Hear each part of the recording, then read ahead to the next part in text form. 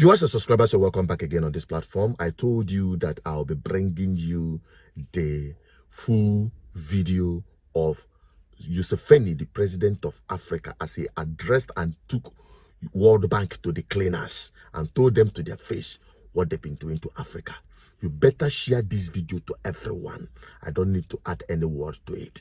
The crisis which is in Africa today is because of philosophical, ideological, strategic, economic mistakes, which we have been talking about since the 1960s. This is not an accident. When you see the crisis in many of the African countries, the collapse of states, we predicted this in the 1960s. Philosophical, ideological, strategic mistakes. I don't have time to amplify each one. But I was very happy to hear the president of the World Bank talking about prosperity instead of profiteering. These were his own words. That's what I picked. This has been the problem. Aid has been for profiteering. This has been the problem. Now, the World Bank people and other groups have been talking of sustainable development. Even in your documents, I have seen those words there, sustainable development. I am now going to be 80 years old. I have never seen sustainable pregnancy, that a woman is pregnant this year, the pregnancy continues the next year, 3 years, 4 years, it never happens. In life, pregnancy develops sustainably within the womb of the woman, quantitatively. The baby is growing bigger and bigger. But at some stage, quantitative growth must be transformed into qualitative change. The pregnancy must become a baby. If the pregnancy remains pregnancy, the fetus will die. So therefore, I would even ask you to change those words in your documents. Africa does not need sustainable what? You could call it sustainable underdevelopment. Africa needs socio-economic transformation. The pregnancy must become a baby. The baby must grow and become a teenager. The teenager must grow. That's what happens in life. You cannot have quantitative growth and you think you are doing anything. The main reason why there is no growth is because the growth factors are not funded. They are not even understood. What are the growth factors? We now talk of private sector-led growth. Yes, but for the private sector to grow, what does it need? It needs low costs of production. Ministers of Finance, low costs of production. And what are the low costs of production? Number one, transport. You must have low transport costs. Where do low transport costs come from? From the railway. If you don't fund the railway, how will you get low transport costs? Wonderful people. Banco Mundial, IMF, all these. Where will low cost of production come from if you don't have a railway? I have been here for the last 64 years. I've been watching as a student leader, as a freedom fighter, now as the leader of a country.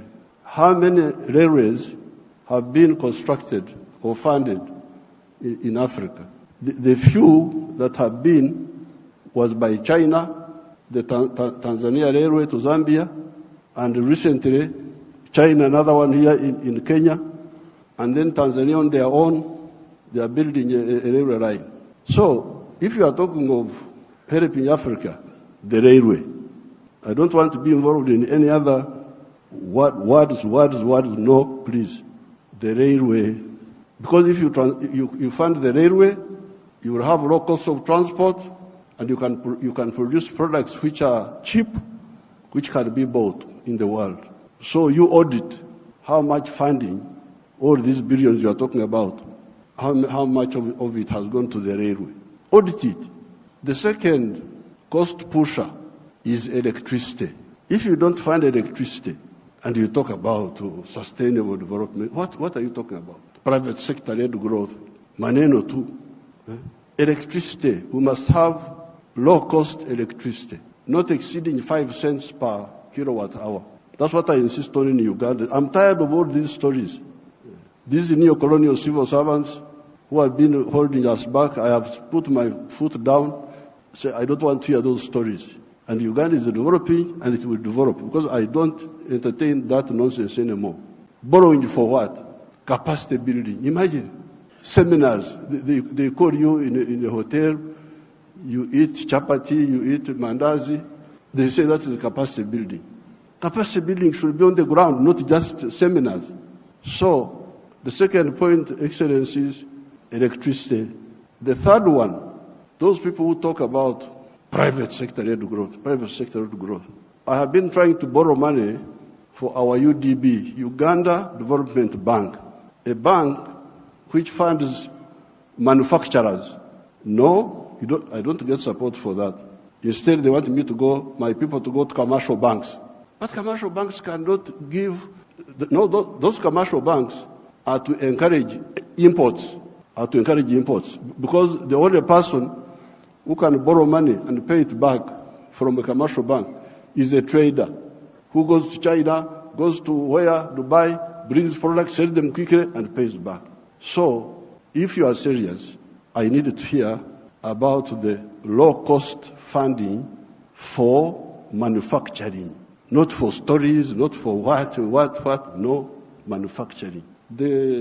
How about funding for irrigation? Because if you want to stabilize agriculture, a country like Uganda is very rich, we have got everything. But still sometimes we get some erraticness in the rain. So in order to stabilize, I've been trying to look for a loan for irrigation. I can't easily get it. Very difficult to get. A loan for seminars, very quick. The civil servants, what? But a loan for irrigation, you don't see. Now finally, the loan for, I don't know the situation in other African countries, and I don't have time to talk for a long, I don't have opportunity to talk for long. But Uganda is a very rich country. But one of the problems we were having was that our people were outside the money economy. They were in what they call subsistence sector. They just produce for eating. Wanashughulikia tumbo tu. So I was looking for money. Please give me money to give coffee seedlings to these fellows who are just producing for the stomach, so that they can produce for the stomach, but also produce for the pocket, so that they join the money economy. You cannot imagine that by 2013, a few years ago, 68% of the homesteads in Uganda were still in the subsistence sector, in the non-money economy. You audit your countries. What is the situation? What is the percentage of the people? So I had now to use my own money, because I couldn't borrow money from anybody. The loans are for capacity building, for, I don't know, sometimes they give for ICT, but ICT is a communication system, mainly. What are you going to communicate on that communication? How are you? Good morning. And you think that is communication. Why don't you have ICT linked with agriculture, linked with industry? Oh, now the digital. Are you eating computers? Have I seen anybody eating computers? Just running up and down. Maneno too.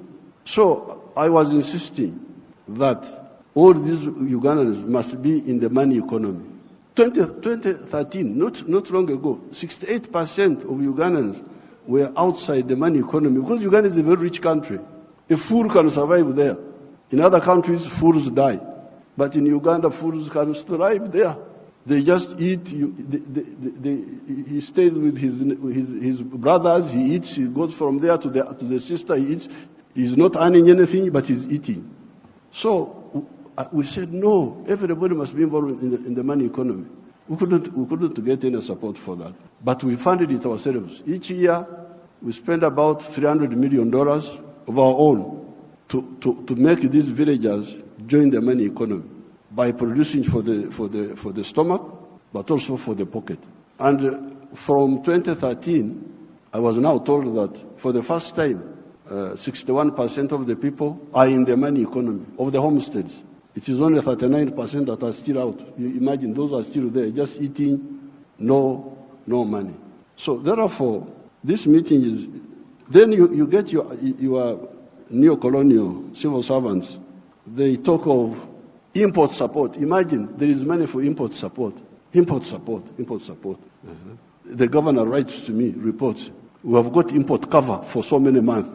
But I don't want to import, I want to export. Why don't you tell me about import substitution and export promotion? Instead you are telling me of import support. Money is available for to become more dependent. So I'm very glad to hear what now finally, the cash, which we told our people about in the 1960s, we told them, part of the wars we fought in Uganda, we had to get rid of the neo-colonial groups which were there, which were stopping us from thinking. We had to get rid of them by force. But one of the problems was Africa producing raw materials, matière première. They call it in Français, matière première. Raw materials. Imagine coffee. The global value of coffee is $460 billion. All the coffee producing countries of the world, Brazil, us, all these, we only get 25 billion of that. Out of the 460 billion, the coffee producing countries get 25 billion.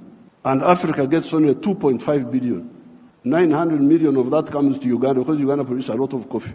A country like Germany, which has no coffee, earns $65 billion from coffee.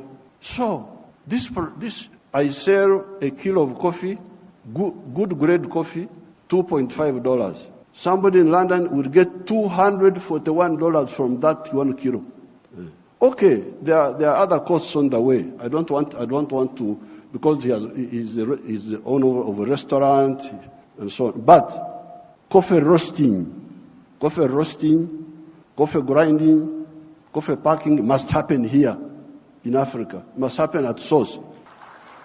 The shirt I'm putting on is Ugandan cotton. I don't put on foreign clothes. It's only the trousers I'm putting on because I can't go naked. Because they have not solved that problem for me. So, if you look at cotton, how many job levels are there? Job levels. You grow the cotton. Okay, that one we do. Those jobs we do. We gene the cotton. Kutoa mbegu, remove the seeds. That one we do here. And we end there. When you hear all these countries which have got crisis, Burkina Faso, I don't know what, Mali, all of them are cotton growing countries. But how much textiles are they producing? They are importing textiles, I don't know from where. So, now if you end at level 2, gining, removing the seeds, then you take the pamba, you take the cotton, to clever people who are clever, watu wenye akili, wako huko, sisi hapo tutajiita vipi? Kama mtu anakuzidi akili wewe unasema wewe nani? So, they take the cotton, they spinning, more money, more jobs. For their children, they weave, more money, more jobs. For their children, they put the print, more money, more jobs for their children. I looked at the figures. Uganda consumes 276 million meters of textiles each year. And that wonderful country of yours spends $880 million on clothes. Some of them dead people's clothes from Europe. When people die, their clothes, they are sent to you people, to Africa. And we spend 800, all the money we earn from coffee goes back to bring dead people's clothes. But we have got one factory there called Nitil. It produces 25 million meters. So, in order to clothe our people in Uganda without importing, we need about 11 factories like the one of Nitil. And they would employ about 20,000 people. So and we would save $880 million, which we are just giving to other people. So, this Ida, what did you say about the modern slavery? of the Africans of producing raw materials. In one of our documents in Addis Ababa, we had talked of Africa producing what it does not consume and consuming what it does not produce. They had put that as a summary in one of the documents of the African Union. We must get rid of the production of raw. I banned the export of minerals from Uganda and process. I banned them. Piga marufuku. Then the agents were going in the corridors. What Mufanyi? No mineral will come from Uganda if it's not processed. You wait until I go away. You can steal the minerals, but not now. I banned this export of unprocessed minerals in 2012. My young brother, His Excellency Ruto, I forgave him and gave him some little iron ore for, I think, 2 or 3 years. Because I've got a lot of iron ore, one of the best in the world. I told him, His Excellency Ruto's man, Muindi wa hapa Kenya, you come and build the steel factory in Uganda at the iron ore. Oh, I've already built in Mombasa. So I said, okay, because of my young friend, I give you some iron ore for 2 or 3 years. But come and put the factory here. Now you can imagine akili ya watu wenu, my civil servants. An Indian wanted to take that iron ore to India. Imagine, iron ore in our language is called obtare, but it is soil, black soil. If you see it, it is soil. To take that to India and do what? Pay your wonderful people $47 per ton. Our iron ore is the purest in the world. It is 70% pure. So you need like 1.5 tons to make a ton of steel. Now, a ton of steel costs $700. Somebody gives you $47 on your wealth, the wealth of your people, and he gets $700 from it. And all the jobs. Your children have no jobs. Watoto wa Wahindi wanapata kazi. I can't be part of that treachery. So I banned, there will be no export of unprocessed minerals from Uganda. So there's no business. What do you mean there's no business? So when I banned them, they are flocking in now. They have opened 7 gold refineries. 7 gold refineries. They are there. Because I banned. The other day I was opening a tin refinery. You can imagine this tin, and Samia may know where we were, the power station. Both sides, the Uganda side and the Tanzanian side. That is all tin. But all this time, imagine, since the British were here, they were taking, walikuwa wanachukua mawe tu, stones. Because tin in nature is a stone, looks like a stone. So they take that, and they give my people $11 per kilo. And they take it to cleverer people. For the cleverer people, they get $32. My people got 11, those people get $32. And all the jobs. So when I was opening the factory, I was asking the refinery, I was asking them, this boy who opened the factory is a Canadian. I was asking them, huyu Mcanada, ameleta umeme wake? Has this Canadian brought his own electricity? No. Anatumia umeme wa kwetu. Ameleta maji yake ya factory? No. Anatumia maji yetu. Internet, anatumia ya nani? Ya kwetu. So, out of the $32, much of that money will remain in Uganda. Pay for the raw material, pay for the electricity, pay for the water, all that remains in Uganda. So, what does, first of all, my African brothers and sisters say about this hemorrhage of Africa? Hemorrhage. Echikurukuto, we call it in Uganda. This hemorrhage must stop. And that is it. What are you waiting for? If you watch this video to this point, I believe you have reasons to hit on the share button. Wherever you see it, share it on your Facebook, on your WhatsApp, on everywhere you are on the social media platform where Africans are gathering anywhere. Let them hear this truth, because it is only this truth that will set them free from the new world of oppression coming from the Western powers. What's your take? Drop it in the comment section. Bye-bye for now.